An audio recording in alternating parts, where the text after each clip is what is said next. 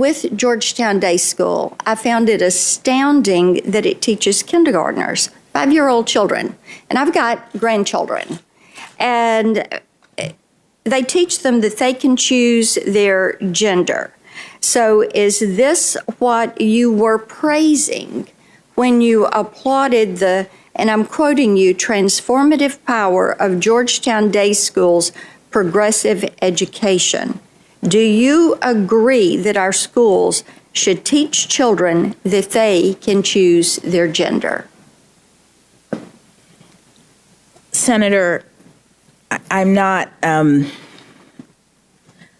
remembering exactly what quote you're referencing, but Georgetown Day School is... It was in a book, and you gave the quote.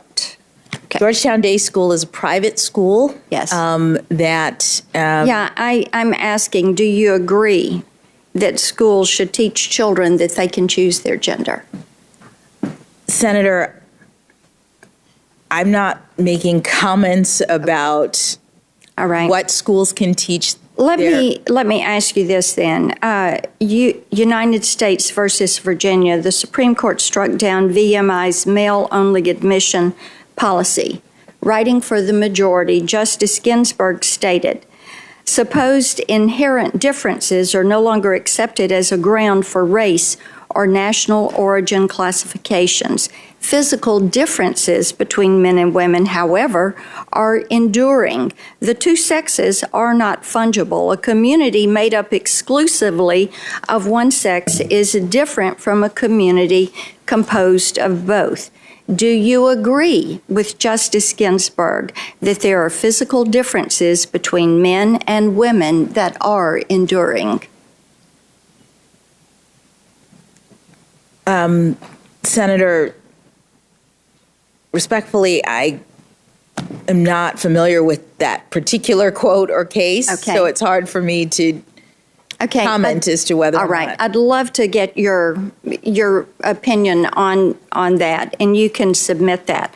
Do you interpret Justice Ginsburg's meaning of men and women as male and female? Again, because I don't know the case, I don't know how I interpret it. I need to read the whole thing. Can you provide a definition for the word woman? Can I provide a definition? Mm-hmm. No. Yeah. I can't. You can't?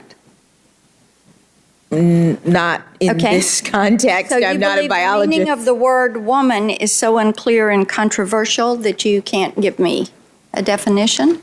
Senator, in my work as a judge, what I do is I address disputes. If there's a dispute about a definition, people make arguments, and I look at the law and I decide. Well, so I'm not... The fact that you can't give me a straight answer about something as fundamental as what a woman is underscores the dangers of the kind of progressive education that we are hearing about. We discussed yesterday how the standard for race discrimination was strict scrutiny. The court has laid out a different standard for gender discrimination. What is the constitutional standard that applies to gender discrimination? Gender discrimination, the court has held intermediate scrutiny applies, which is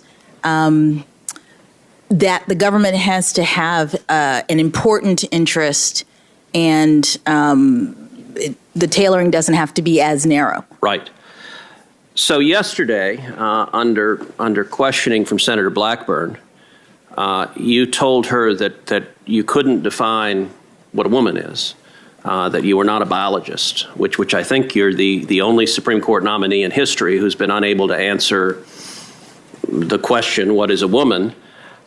Let me ask you, as a judge, how would you determine if a plaintiff had Article III standing to challenge a gender-based rule, regulation, policy without being able to determine what a woman was?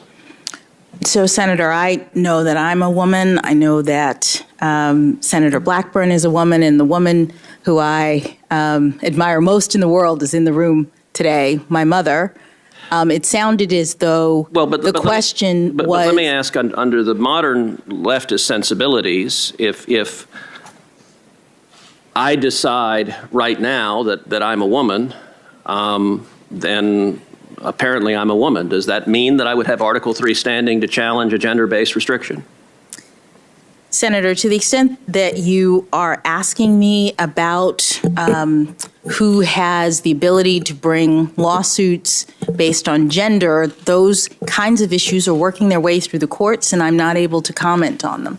Okay, if I can change my gender, if I can be a woman, and then an hour later, if I decide I'm not a woman anymore, I guess I would lose Article 3 standing.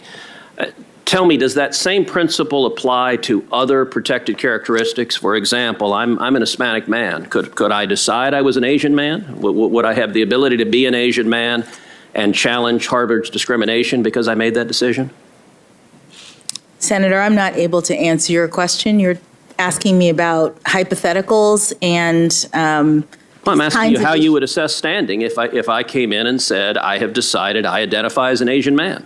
I would assess standing the way I assess other legal issues, which is to listen to the arguments made by the parties, consider the relevant precedents, and the constitutional principles involved, and make a determination.